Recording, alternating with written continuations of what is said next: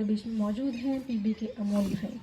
तो अमोल भाई जो हैं वो पेशे से वकील हैं और साथ साथ में 20 सालों से इस आध्यात्मिक विश्वविद्यालय से जुड़े हुए हैं। उन्होंने अपना पूरा जीवन इस विश्वविद्यालय में समर्पित किया है, आध्यात्मिकता में समर्पित किया है और भारत भर हमारा ये आध्यात्मिक सेमिनार चलते रहे हैं। अभी तक 500 से भी ज़्यादा हमारे सेमिनार हो चुके हैं, जिसमें हम लोगों को बताते हैं कि आध्यात्मिकता क्या चीज़ होती है। धन्यवाद। ओम नमः शिवाय। भगवत गीता एक ही ऐसा धर्म ग्रंथ है जिसमें लिखा है भगवान उवाच। स्वयं भगवान ने ज्ञान का गीत गाया है। बाकी कोई भी धर्म ग्रंथ शास्त्र उसमें ऐसा नहीं लिखा है कि भगवान उवाच। तो भगवत गीता को सर्वशास्त्र शिरोमणि बोलते हैं। भगवत गीता एक धार्मिक किताब नहीं, एक आध्यात्मिक किताब है। जैसे आप घर में फ्रिज खरीदते हैं, रेफ्रिजरेटर खरीदते हैं, तो उसके साथ एक मैन्युअल मिलता है आपको कैसे उसका इस्तेमाल करना है। तो जीवन जीने का जो तरीका है वो भगवत गीता बताती है। भगवत गीता में अर्जुन ने भगवान को प्रश्न पूछा दूसरे अध्याय में कि मेरा मन बड़ा चंचल है, मेरा मन बड़ा हठी है, मेरा मन बड़ा बलवान है, ये जबरियन मेरी इंद्रियों को उत्तेजित करता है और इस चंचल मन को मैं कैसे एकाग्र करूं। यह अर्जुन का प्रश्न था। और आज हम सभी का भी यह प्रश्न है कि हम चंचल मन को एकाग्र कैसे करें। छोटे बच्चे से लेकर बूढ़े तक आज किसी का भी मन एकाग्र नहीं है, सबका मन भटक रहा है। और सवेरे से लेकर रात तक हमारे अंदर नकारात्मक विचार ज्यादा आते हैं या पॉजिटिव विचार ज्यादा आते? क्या होता है? निगेटिव विचार ज्यादा आते हैं या अच्छे विचार ज्यादा आते? निगेटिव ज्यादा आते। तो उसका कारण ये है कि हमारी मन और हमारी जो बुद्धि है उसको जो हमें भोजन देना है वो भोजन हम ठीक से दे नहीं रहे। जैसे गाड़ी होती है, गाड़ी के ड्राइवर का भोजन अलग है और गाड़ी का भोजन अलग है। सही बात है ना? गाड़ी के ड्राइवर का भोजन अलग चीज है, गाड़ी का भोजन पेट्रोल डीजल सीएनजी ये गाड़ी का भोजन है। वैसे शरीर हमारी गाड़ी है और शरीर को चलाने वाला ड्राइवर कौन है? कौन है ड्राइवर? हाँ, परमात्मा ड्राइवर है हमारे शरीर को चलाने वाला या आत्मा ड्राइवर है? आत्मा। हर शरीर में आत्मा रहती है जिसको हम रूह भी बोलते हैं, स्पिरिट बोलते हैं, सोल बोलते हैं।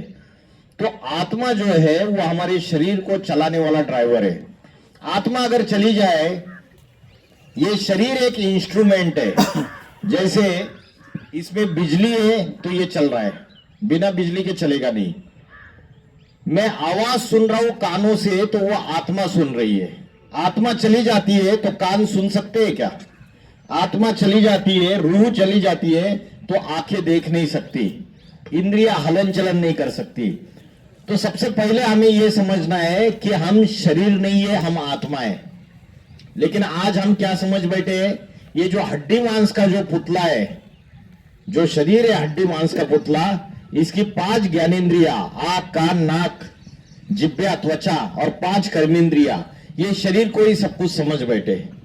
हमें आज आत्मा का पता ही नहीं है। आत्मा का ध्यान कैसे करना है, आत्मा कहाँ रहती है शरीर में, आत्मा कैसे दिखती है, इसकी कोई नॉलेज नहीं है। लेकिन भगवत गीता में इसके बारे में पूरा ज्ञान दिया हुआ है कि आत्मा का ध्यान कैसे करना है। एक बार शिव शंकर भोलेनाथ हनुमान जी को पूछते हैं कि आप कौन है। हनुमान जी जवाब देते हैं मैं हनुमान हूं। तो भोलेनाथ बोलते हैं कि हमने आपका नाम नहीं पूछा। फिर से प्रश्न पूछते हैं कि तुम कौन हो। फिर वो जवाब देते हैं कि मैं अंजनी सूत हूं। तो शिव शंकर भोलेनाथ बोलते हैं हमने आपका वंश नहीं पूछा। फिर से प्रश्न पूछते हैं कि तुम कौन हो और हनुमान जी जवाब देते मैं वानर हूं। तो बोलते हमने आपकी जाति नहीं पूछी, तुम कौन हो। तो हनुमान जी इस बात का जवाब नहीं दे पाते और कहते हैं कि मैं तो अज्ञात हूं, मैं कुछ भी नहीं जानता हूं, मैं कौन हूं। तो वैसे हमारी हालत हो चुकी है, हम अपना असली परिचय जो है वो पूरी तरीके से भूल चुके हैं। हम शरीर नहीं है, देह नहीं है, हम आत्मा है। और आत्मा जो है हमारी इस शरीर में कहाँ रहती है, इसका ध्यान कैसे करना है वो हमें पता नहीं है।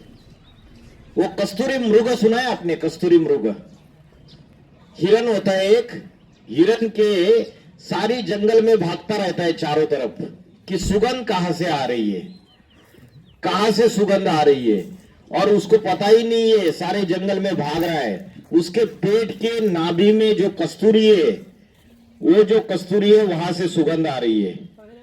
तो वैसे मनुष्य का हाल हो गया है। मनुष्य सुख और शांति सारी दुनिया में ढूंढ रहा है। सारी दुनिया में मनुष्य चारों तरफ भाग रहा है, साधनों के बीच में फंसा हुआ है कि मैं घर में रेफ्रिजरेटर लाऊंगा तो सुखी हो जाऊंगा, मैं एक गाड़ी खरीदूंगा लग्जरियस तो सुखी हो जाऊंगा। सारे साधन इकट्ठा करता रहता है, चारों तरफ भागता रहता है दुनिया में।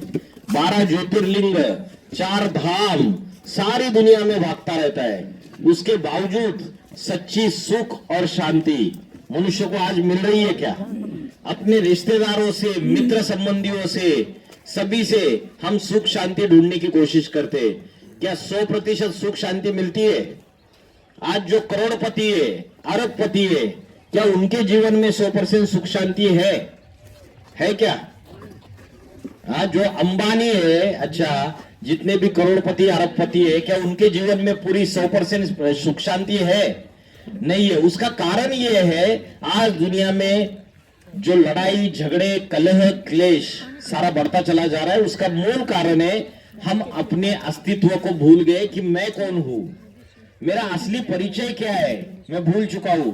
मैंने अगर पूछा आप कौन है, तो इन्होंने बोला मैं हिंदू हूं, इन्होंने बोला मैं मुस्लिम हूं, इन्होंने बोला मैं इंजीनियर हूं, इन्होंने बोला मैं वकील हूं, इन्होंने बोला मैं पंजाबी हूं, इन्होंने बोला मैं बिहारी हूं, इन्होंने बोला मैं यूपी का भैया हूं। तो सबने, किसी ने अपने जाति के आधार से अपना परिचय दिया, किसी ने अपने पद के आधार से अपना परिचय दिया, किसी ने अपने धर्म के आधार से परिचय दिया। यह हमारी असली पहचान नहीं है। हमारी असली पहचान अलग है, जो सारे हम एक ही है। वो पहचान है कि हम शरीर नहीं है, हम आत्मा है। आत्मा एक शरीर छोड़ता है और तुरंत दूसरे मां के गर्भ में प्रवेश करता है। तो आत्मा कभी मरती नहीं है। आत्मा अजर अमर अविनाशी है। मरता क्या है? मरता क्या है? शरीर मरता है, इसलिए जला दिया जाता है या जमीन में गाड़ दिया जाता है। हम रोते रहते हैं, लेकिन जो चला गया, बोलते कि अरे वो राजा राम जी अभी स्वर्गवासी हो गए। राजा राम जी का शरीर तो वही है, क्या चला गया? राजा राम जी चले गए, तो चला क्या गया जिसकी वजह से हमने बोला चले गए? आत्मा चली गई। तो आत्मा जो है वो तुरंत दूसरा शरीर धारण करती है। इस बात को हम भूल गए और हम शरीर से लगाव लगा के बैठे हुए हैं, देह से लगाव लगा के बैठे। देह क्या है? मिट्टी है, 5 तत्वों का पुतला है, मिट्टी का पुतला है, मिट्टी में मिल जाता है। लेकिन इस देह से, इस शरीर से इतना लगाव लगा हुआ है जिसकी वजह से हम अपनी आत्मा को भूल चुके हैं और परमात्मा को भी भूल चुके हैं पूरी तरीके से। तो आत्मा का ज्ञान आज जो धर्म के नाम पे बोलते हैं कि हमारी धर्म में आस्था है, बोलते हैं ना, चिल्लाते हैं हम सनातनी है, हम हिंदू है। उनको पूछो सबको कि भगवत गीता में क्या लिखा है, पता है क्या आपको? तो सिर्फ सनातनी बोलने से सनातनी नहीं होते हैं। सनातन धर्म की जो धारणा है वो अपने जीवन में धारण, प्रैक्टिकल व्यवहार में उतारना जरूरी है। रावण जो था वो प्रकांड ज्ञानी था, शिव का भक्त था, लेकिन रावण के अंदर कौन सी कमी थी? रावण के अंदर क्या कमी थी? रावण के जीवन में जो ज्ञान था वो प्रैक्टिकल व्यवहार में नहीं लाता था।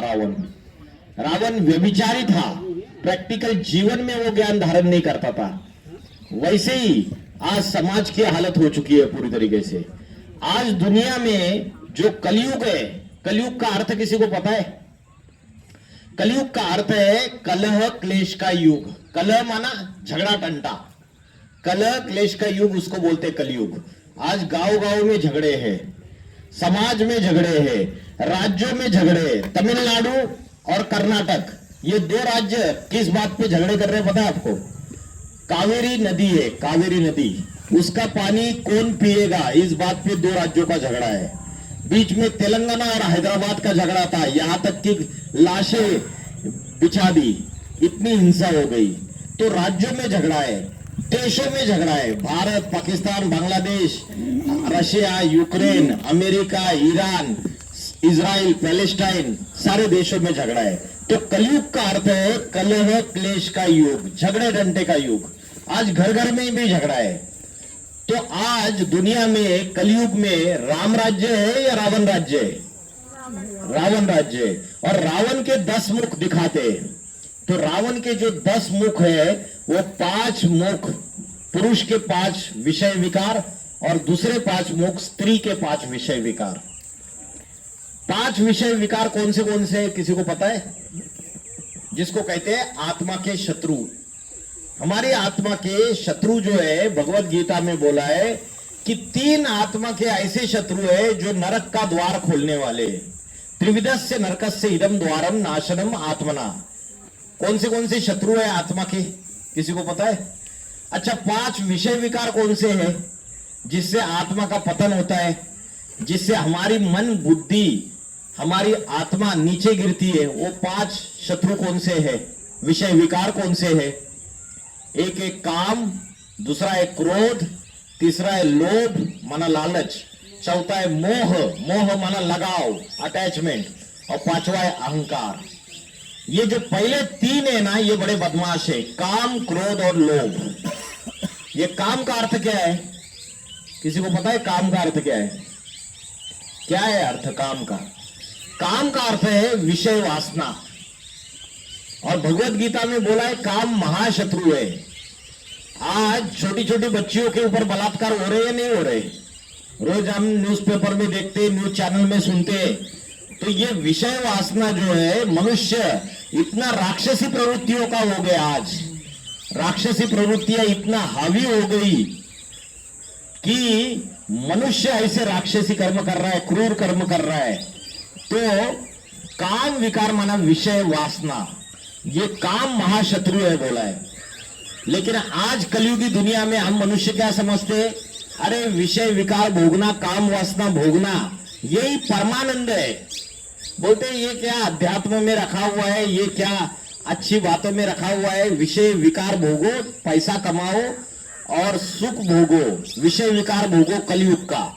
लेकिन शास्त्रों में बोला जो कलयुग का सुख है ये काग विष्ठा समान है। काग विष्ठा समान सुख है। काग माना क्या? कौवा। और विष्ठा माना कौवा जो टट्टी करता है ना, उसके जैसा सुख है कलयुग का जो आज हम भोग रहे, क्षण भंगुर सुख। कैसे पता है कि क्या होता है? मनुष्य खाना खाता है, वो खाने में से कुछ भाग पचन होता है, उसका खून तैयार हो जाता है, हड्डी मांस तैयार हो जाता है। जो नहीं पचता है वो सारा का सारा मल के रूप में हम त्याग देते हैं। और उस विष्ठा को, उस मल को कौवा खाता है, उस गन को। और फिर कौवे का खून बनता है कुछ, और फिर कौवा भी विष्ठा करता है। वो कौवे की जो विष्ठा है वैसा सुख आज हम कलयुग में भोग रहे हैं। इसका मतलब ये है कि जब राम राज्य आएगा, या दुनिया में सतयुग था, राम राज्य था, तो ऐसा सुख था जो सुख आज हमको दिखाई नहीं दे रहा है। आज जो हम सुख भोग रहे अल्पकाल का सुख है और लंबे समय का दुख है। 10-20% सुख मिल जाता है रिश्तेदारों से, संबंधियों से, साधनों से, लेकिन 20% सुख मिला तो 80% दुख है। तो नानक जी ने बोला, नानक दुखिया सब संसार। ये दुख का कारण ये है कि हम आत्मा को भूल गए। आत्मा का भोजन क्या है और आत्मा के शत्रु कौन से? काम, क्रोध, लोभ, मोह, अहंकार। भगवत गीता बोलती है संगात संजायते कामा। मतलब कलयुग में 2 दोष है, अन्न दोष और दूसरा संग दोष। कौन से 2 दोष है? अन्न दोष और संग दोष। आज आपको बाहर की दुनिया में 90% लोग ऐसे मिलेंगे जो आपको कुसंग में लेके जाएंगे, और 10% थोड़े से होंगे जो अच्छा रास्ता दिखाएंगे। तो कलयुग के ये दो दोष है, अन्न दोष और संग दोष। जैसे खाओगे अन्न वैसे बनेगा मन, और जैसे पियोगे पानी वैसे होगी वाणी। अन्न का मन से कनेक्शन है। लेकिन आज हमारा खान पान भी कैसे हो गया है, क्या खा रहे हैं हम? आज से 500 साल पहले तुलसीदास जी ने बोला था, झूठे लेना झूठे देना, झूठे भोजन झूठ चबेना। मतलब खान पान झूठा हो गया, लेन देन झूठा हो गया। 500 साल पहले तुलसीदास जी को दुनिया ऐसी दिखाई दे रही है। लेन देन माना व्यापार, झूठा व्यापार। आज क्या हालत हो गई 500 साल के बाद? सारे आटे में मिलावट, नमक में मिलावट, दाल में मिलावट, चावल में मिलावट, हर चीज में मिलावट। हमारे शास्त्रों में भी मिलावट, भगवत गीता में भी मिलावट, सारी चीजों में मिलावट हो गई पूरी तरीके से। तो कलयुग, घोर पापी कलयुग में हमारा खान पान भी झूठा हो गया।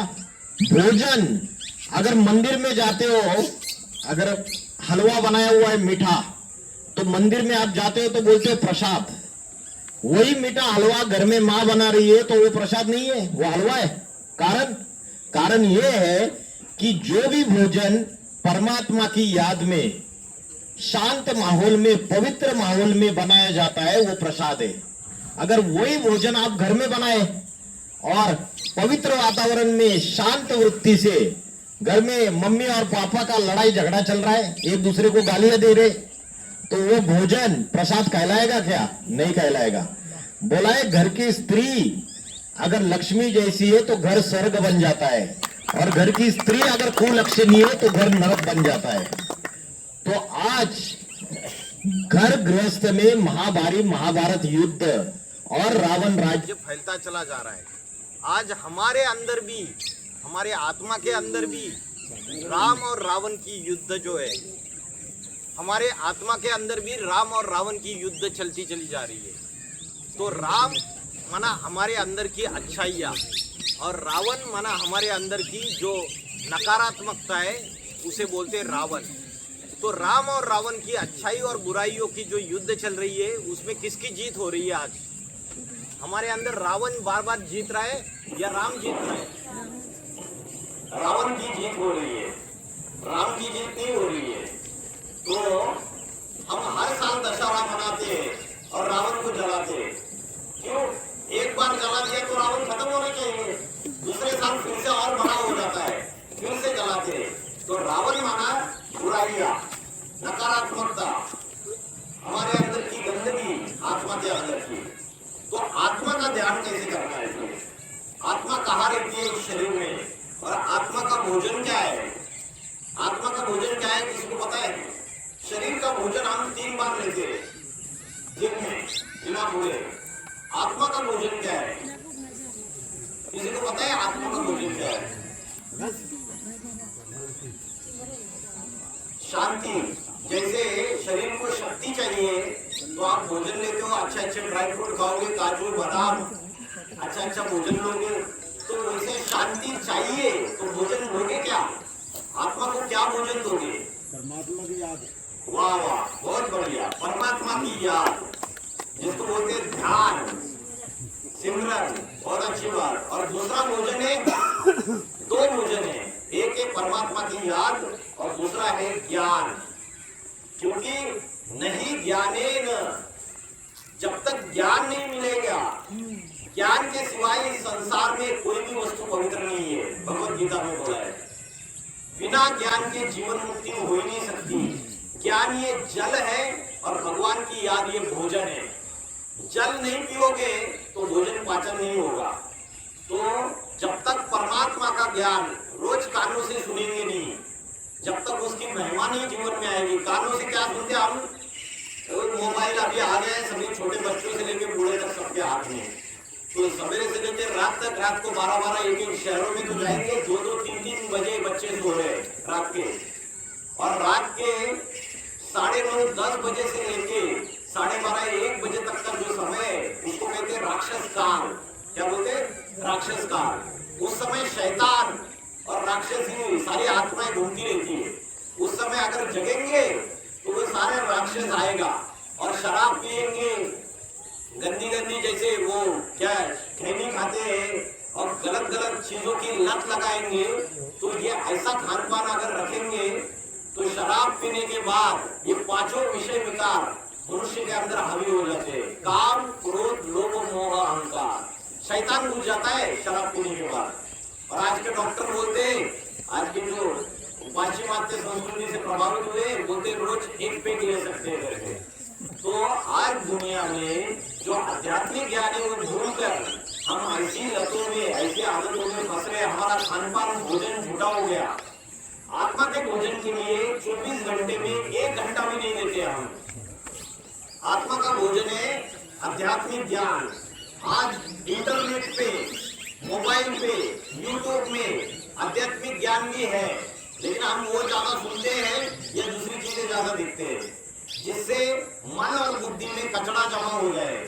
घर में कचरा जमा होता है तो रोज साफ सफाई करते हैं ना, झाड़ू लगाते हैं, लेकिन हमारे मन और बुद्धि आत्मा में रोज का रोज थोड़ा कचरा जमा हो रहा है, उसकी साफ सफाई हम कर नहीं रहे। 24 घंटे में हम कोई भी समय नहीं देते परमात्मा की याद के लिए, अपने आत्मा के सिमरन के लिए और ईश्वरीय ज्ञान के लिए। तो परमात्मा की याद करने का सबसे अच्छा समय कौन सा है? सवेरे से लेकर रात तक कौन सा समय सबसे अच्छा है? 3:25 से लेकर के 5 बजे तक। अरे वेरी गुड, 3:25 ब्रह्म मुहूर्त का समय है। वो चालू होता है 2 बजे से लेकर 4:45 बजे तक का समय है। 3 बजे भी उठ सकते हैं, 3:30 बजे उठ सकते हैं, जिसको आदत नहीं 4 बजे उठ जाइए, लेकिन ब्रह्म मुहूर्त का समय है। और उस समय बोलता है भगवान भाग्य बांटता है। उस समय आप सवेरे से लेकर रात तक कितने लोगों से मिलते हो? सवेरे उससे मिलके देखो। आप सवेरे प्रातः समय उठ के अगर आप अपनी आत्मा का ध्यान करके ईश्वर को याद करोगे तो ऐसी आपको शक्ति मिलेगी। परमात्मा ज्ञान का सागर है, वो आनंद का सागर है, वो शांति का सागर है, वो पवित्रता का सागर है। और हमारे अंदर आनंद भी नहीं है, शांति भी नहीं है, पवित्रता भी नहीं है, सुख भी नहीं है, तो उससे झोली भरनी पड़ेगी ना। हमारी झोली फटी हुई है, खाली है, तो उससे अगर हम बुद्धि का कनेक्शन जोड़ेंगे तब हमें फायदा होगा। आज हम बुद्धि का कनेक्शन किससे जोड़ रहे हैं? रिश्तेदारों से जोड़ रहे, मित्र संबंधियों से जोड़ रहे, और सारे के सारे धोखा दे रहे या प्यार दे रहे? सच्चा निस्वार्थ प्रेम मिल रहा है किसी से? निस्वार्थ, बिना स्वार्थ का प्रेम कोई किसी से नहीं कर रहा है। बाप अपने बेटे से नहीं कर रहा है, बेटा अपने बाप से नहीं कर रहा है, भाई भाई, पिता चला जाता है तीर्थ यात्रा और भाई भाई प्रॉपर्टी का झगड़ा चालू करके एक दूसरे का मर्डर कर देते हैं। तो आज निस्वार्थ प्रेम गायब होता जा रहा है। और तुलसीदास जी ने आज से 500 साल पहले बोला था, सुर नर मुनि सबकी यह रीति, स्वार्थ लाग करे सब प्रीति। लड़की की शादी होती है तो ससुराल वाले क्या देखते, कितना दहेज दिया। स्वार्थ युक्त प्रेम है या निस्वार्थ प्रेम है? स्वार्थ युक्त प्रेम है, इतना कम दिया, अरे और इतना देना चाहिए था, और भी ऐसा करना चाहिए था, ये नहीं दिया, वो नहीं दिया। तो ये जो संबंध है आज ये स्वार्थ युक्त हो चुके हैं। तो आत्मा का भोजन है परमात्मा का ध्यान, और दूसरा है ईश्वरीय ज्ञान, आध्यात्मिक ज्ञान, आत्मा की नॉलेज। आत्मा इस शरीर में कहाँ रहती है? किसी को पता है? आत्मा नाक पे रहती है, भूड़ी में रहती है, कहाँ रहती है? हृदय में रहती है, कहाँ रहती है? बहन जी बोल रहे भुकुड़ी के बीच में रहती है। बहन जी क्या प्रूफ है इसका कि आत्मा यहाँ रहती है? क्या प्रूफ है? इन्होंने, भाई साहब ने यहाँ पे टीका लगाया है और बहन जी ने यहाँ पे बिंदी लगाई है। तो भारत की कन्या माता है यहाँ बिंदी लगाती है और पुरुष लोग यहाँ टीका लगाते हैं। क्यों लगाते हैं? क्योंकि द्वापर युग से ऋषि मुनियों को जब ये पता चला कि मनुष्य जो है अपने शरीर को ही सब कुछ समझ बैठा, अपनी शरीर की इंद्रियों की भूख मिटाने में बुद्धि लग गई, उसकी भूख लग गई तो अच्छे अच्छे पदार्थ खाने हैं, शरीर की जो भी इंद्रिय है उसकी भूख मिटाने में बुद्धि लग गई और आत्मा को भूल गया। आत्मा भूखड़ी के बीच में रहती है, इसलिए आत्मा का ध्यान रहे, इसलिए ये बिंदी लगाने की, टीका लगाने की परंपरा शुरुआत हो गई। आज हम इस बात को भूल गए कि आत्मा यहाँ रहती है।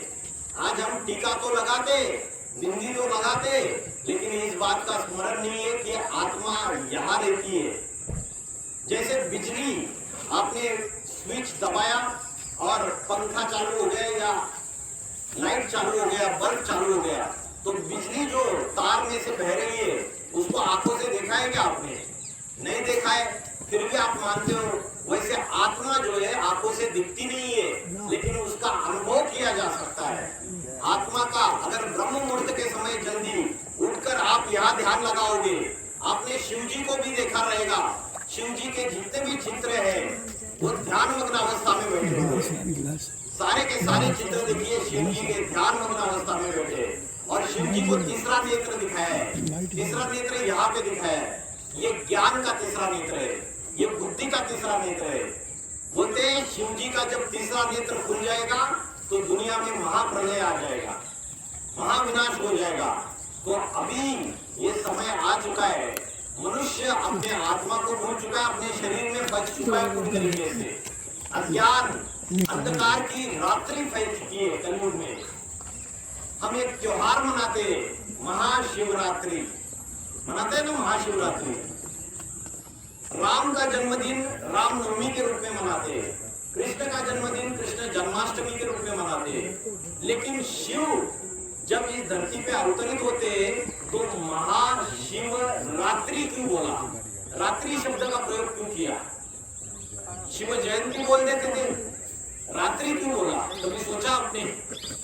इसलिए बोला महाशिवरात्रि क्योंकि ये जो कलयुग है ये घोर रात्रि है अंधकार की, और कलयुग में अज्ञान अंधकार फैल चुका है चारों तरफ, विषय विकार फैल चुके हैं, काम क्रोध लोभ मोह अहंकार।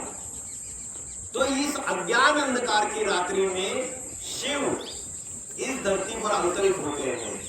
भगवत गीता में बोला है जब जब धर्म की ग्लानि होती है, अधर्म का बोलबाला होता है, तब दुर्जनों का विनाश करने के लिए और सज्जनों की रक्षा करने के लिए मैं आता हूँ। तो मुझे बताइए अभी का जो समय है, इस समय भगवान के आने की आवश्यकता है या नहीं है? क्या मनुष्य सुधार लेगा? आज के जो नेता मंत्री ये दुनिया को सुधार लेंगे? चारित्र्य स्थापन हो जाएगा, नैतिकता स्थापन हो जाएगी? अभी देखो महाकुंभ मेले में गए, कितने लोग गए? 60 करोड़ से ज्यादा गए, 64 करोड़ गए बोलते हैं। डुबकी लगाई, और मानसिकता क्या है पता है लोगों की? यहाँ जो लड़के हैं और जो यंग जो जनरेशन है उन्होंने क्या किया, जो हमारी भारत की जो कन्या माताएं नहा रही है उनके वीडियो बनाए, वो जो कपड़े चेंज कर रही है उसके वीडियो बनाए और ये सोशल प्लेटफॉर्म टेलीग्राम यूट्यूब में डाल दिए और उससे पैसा कमा रहे। तो कैसी गंदी मानसिकता बढ़ती चली जा रही है। पापी कलयुग में पाप, भ्रष्टाचार, अत्याचार, दुख, अशांति, हिंसा, आतंकवाद अति में बढ़ता चला जा रहा है। जब अति में बढ़ता है, सारे धर्म आपस में लड़ाई झगड़ा कर रहे हैं, हिंदू, मुस्लिम, क्रिश्चियन, बौद्धी, सिख, नास्तिक, सारे के सारे धर्म आपस में लड़ रहे हैं, तुंडे तुंडे मते भिन्ना। लेकिन हम बोलते हैं हिंदू, मुस्लिम, सिख, ईसाई आपस में सब भाई भाई। अरे आपस में सब भाई भाई तो सबका बाप एक होना चाहिए, चाहे उसे अल्लाह को हो, चाहे उसे गॉड को हो, चाहे उसे ईश्वर को हो, चाहे उसे शिव को हो, सबका मालिक एक ही है, ईश्वर एक ही है। लेकिन अनेक अनेक मत मतांतर फैलने से आज हम उस परमात्मा को भूल चुके हैं और आपस में लड़ाई झगड़ा और हिंसा, धर्म के नाम पे हिंसा बढ़ती चली जा रही है। कोई भी धर्म कभी हिंसा करना नहीं सिखाता, ये तो मनुष्य ने इसका उल्टा अर्थ निकाला है। महात्मा बुद्ध आए, उन्होंने कभी हिंसा सिखाई? गुरु नानक जी आए, उन्होंने कभी हिंसा सिखाई? संत तुलसीदास आए, कबीरदास आए, सूरदास आए, जीसस क्राइस्ट आए, आदि शंकराचार्य आए, किसी ने भी हिंसा नहीं सिखाई। लेकिन आज मनुष्य धर्म के नाम पर हिंसा के ऊपर आमादा है पूरी तरीके से। उसका कारण है कि ये जो समय है ये भगवान का अवतार लेने का समय है। आज कोई नेता, कोई अभिनेता और कोई मंत्री सृष्टि का उद्धार नहीं कर सकता जब तक शिव स्वयं आकर इस पापी कलयुगी दुनिया को पावन सतयुग में परिवर्तित करते नहीं है, तब तक इस दुनिया का बदलाव नहीं होगा। तो इसलिए भारतीय शास्त्रों में और धर्म ग्रंथ में बोलते हैं ब्रह्मा, विष्णु और महेश, ये तीनों को बोला है, गुरु ब्रह्मा, गुरु विष्णु, गुरुदेव महेश्वर। तो ब्रह्मा, विष्णु और शंकर, इन तीनों कार्य करते हैं। ब्रह्मा है स्थापनाकारी। जब पापी कलियुगी दुनिया जब पूरी तरीके से सारे के सारे शूद्र बन जाते हैं, तब पापी कलियुगी दुनिया को ब्राह्मण और ब्राह्मण से देवता बनाने का कार्य ब्रह्मा द्वारा करते हैं और शंकर द्वारा विनाश का कार्य करते हैं। हर हर बम बम, हर हर बम बम। तो शंकर के आगे बम बम शब्द क्यों लगाया? बम इसलिए लगाया क्योंकि अभी पापी कलियुग में बम फट रहे, एटम बम फट रहे। अभी पाकिस्तान भी बोल रहा है, धमकी दे रहा है कि एटम बम फोड़ दूंगा, है ना। तो सारी दुनिया अभी विनाश के कगार पे खड़ी हुई है। मनुष्य ने अपने विनाश के सारे साधन तैयार कर लिए। शेख चिल्ली, अगर कोई आदमी है किसी पेड़ की डाली पे बैठा है और उसी डाली को काट रहा है तो खुद भी नीचे गिरेगा या नहीं गिरेगा? तो वैसे ही मनुष्य ने अपने विनाश के सारे साधन तैयार कर लिए। आज से 70 साल पहले ये एटम बम, ये परमाणु बम ये नहीं थे। अभी छोटे से छोटे देश के पास एटम बम, परमाणु बम है। मेरे घर के नीचे अगर किसी ने बारूद बिछाई हुई है तो क्या मैं घर में सुरक्षित हूँ? नहीं हूँ। वैसे इस दुनिया में आज एटम बम, परमाणु बम है और इसी समय परमात्मा, ईश्वर, शिव, खुदा, अल्लाह, गॉड इस धरती पर अवतरित होते हैं। इसलिए बोलते हैं शंकर के द्वारा विनाश। तो किस चीज का विनाश करता है?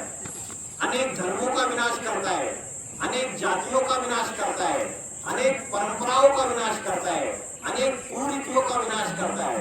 जब तक अनेक धर्मों का, अनेक जातियों का, अनेक परंपराओं का विनाश नहीं होगा तब तक सत्य सनातन धर्म फिर से स्थापन नहीं हो सकता। फिर से जो सच्चाई है, जो सत्य है वो दुनिया में स्थापन नहीं हो सकता। इसलिए बोला है सत्यम शिवम सुंदरम।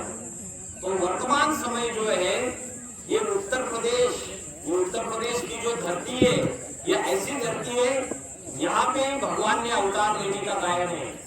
आपने कभी सुना है कि अमेरिका में भगवान अवतार लेते या कहीं ऑस्ट्रेलिया में भगवान अवतार लेते? ये उत्तर प्रदेश की धरती है और अभी का समय है कि राम राज्य आने वाला है।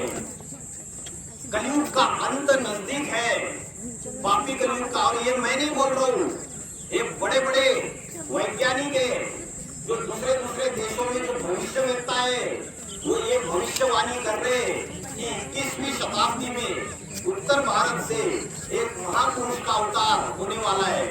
वो महापुरुष योगियों का योगी होगा।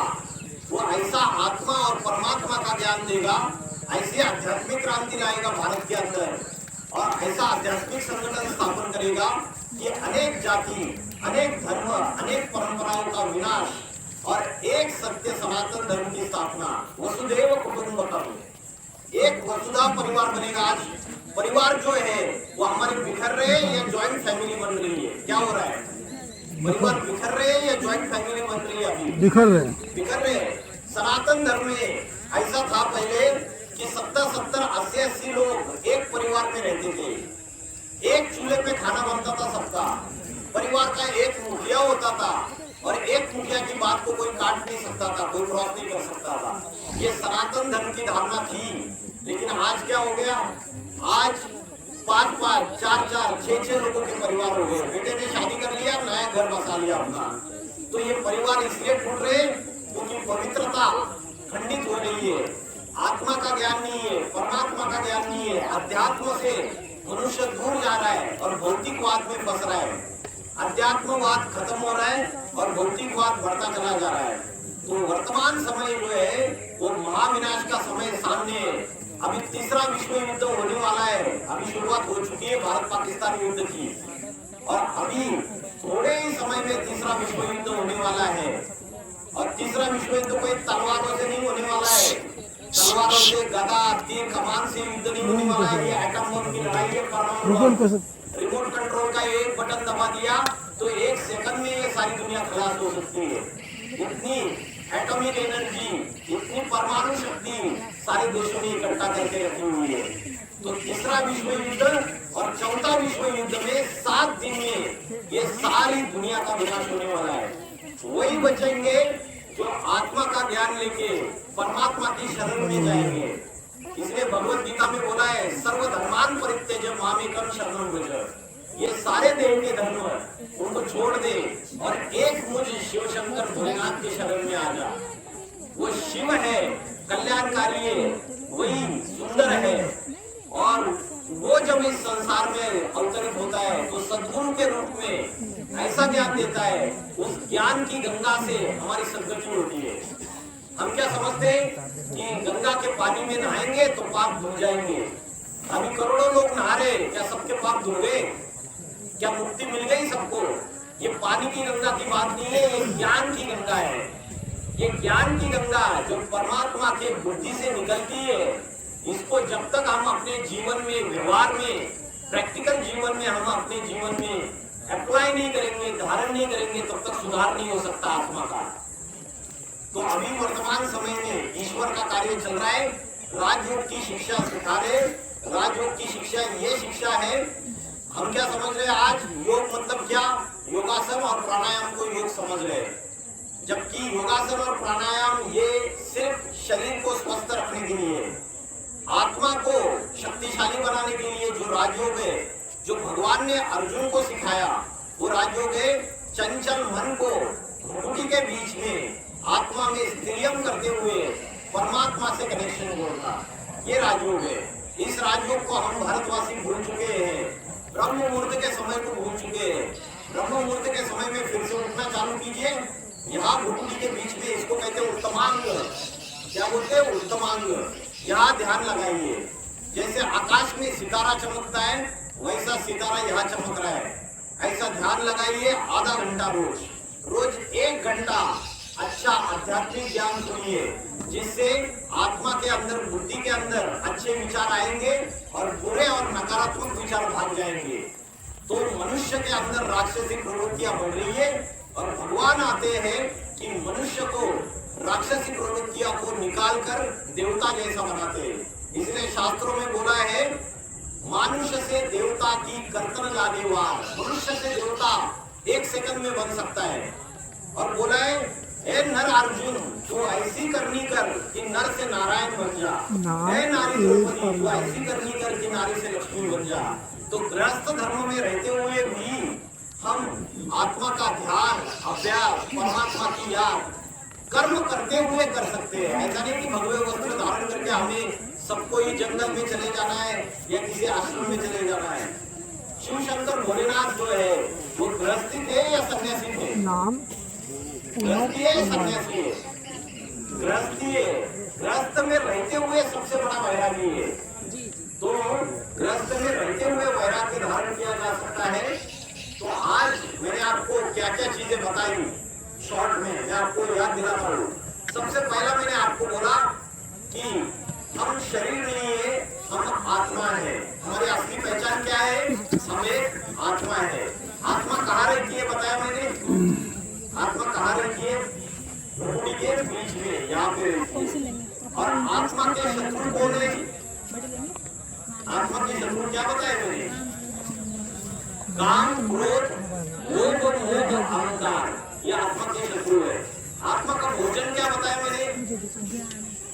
ज्ञान, परमात्मा का ज्ञान, और दूसरा परमात्मा की याद, ये आत्मा का भोजन बताया मैंने। उसके बाद मैंने आपको ये संदेश दिया कि वर्तमान घोर पापी कलयुग में शिव इस धरती पे अति साधारण मनुष्य शरीर में अवतार ले चुके हैं, उत्तर प्रदेश की धरती में। तो परमात्मा का कार्य शुरू हो चुका है। वही आदि सनातन धर्म की फिर से स्थापना करता है और पापी कलयुग का विनाश करता है। ये कर्तव्य वो स्वयं आके कर रहे, स्वयं राजयोग की पढ़ाई पढ़ा रहे और मनुष्य सृष्टि का परिवर्तन होने वाला है, युग का परिवर्तन होने वाला है। अभी ये परिवर्तन का समय है।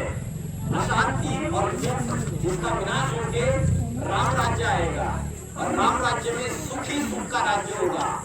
दैहिक दैविक भौतिक तापा राम राज्य काबू नहीं व्यापा।